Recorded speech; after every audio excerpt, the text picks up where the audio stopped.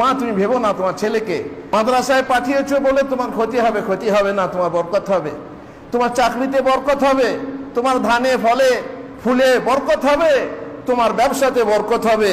ওই ছেলেকে মাদ্রাসায় পাঠিয়ে তোমার কোনো ক্ষতি হবে না, সব সময় সৎ সাহস দেবে।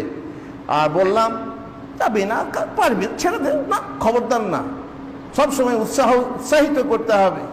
যেমন সালাউদ্দিন মারা বলতেন, মা তো বাবা নেই কিংবা বাবা কামাই করতে পারে না, মা বলতেন বাবা তুই মাদ্রাসা যা, চিন্তা করিস না, আমি চরকাই সুতো কেটে আমি তোমাকে পয়সা পাঠাবো।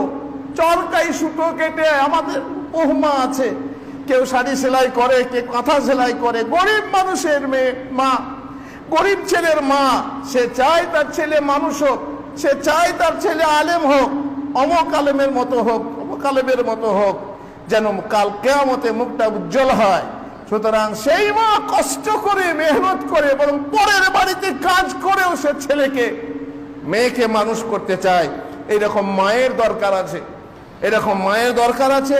সব সময় উৎসাহিত করতে হবে ছেলে মেয়েকে যেন তারা আলেম হতে পারে আর বাড়িমুখ না হয়। বাড়িমুখ হলে তুমি তাকে মাদ্রাসা